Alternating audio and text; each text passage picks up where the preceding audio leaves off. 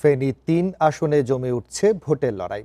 মাঠে বিএনপি জামায়াত ইসলামী আন্দোলনের জোর প্রতিদ্বন্দ্বিতা।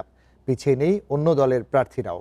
আসনটিতে হেভিওয়েট প্রার্থী বিএনপির আব্দুল আওয়াল মিন্টুকে চ্যালেঞ্জ করছেন জামায়াতের প্রার্থী ফখরুদ্দিন মানিক।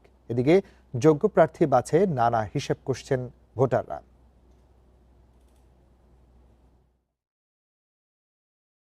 সোনাগাজী দাগনভূয়া উপজেলা নিয়ে ফেনী ৩ আসন।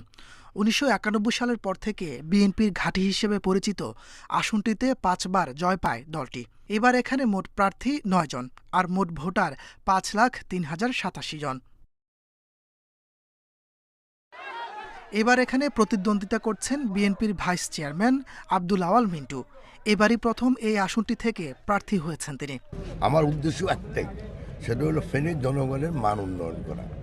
যখনই আপনি জীবন মান উন্নয়নের কথা বলেন, তাতে অর্থনৈতিক অবস্থা, তাতে শিক্ষা ব্যবস্থাপনা, স্বাস্থ্যের ব্যবস্থাপনা সবই চলে আসে।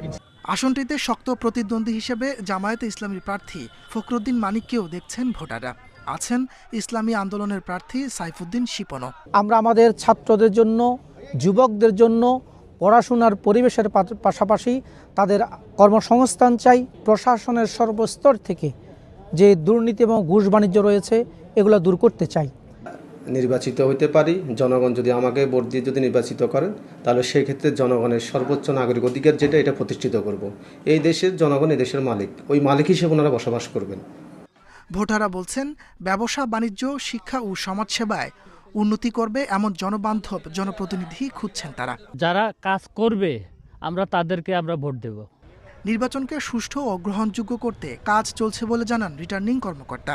আইন শৃঙ্খলা রক্ষার্থে যেভাবে ডেপ্লয়মেন্টের প্ল্যান করা হয়েছে, আমরা এবং বিভিন্ন রকম কমিটি, ভিজিলেন্স কমিটি এবং আইন শৃঙ্খলা রক্ষাকারী কমিটি ফর্ম করা হয়েছে, আমরা সেগুলো করেছি। আমরা সেগুলো সভা করে সেইভাবে আমরা ব্যবস্থা নিব। জয়ের মুকুট কার মাথায় উঠবে, জবাব মিলবে ১২ ফেব্রুয়ারি। ভোটাররাও বলছেন, সেদিন পর্যন্ত চলবে তাদের হিসাব নিকাশ।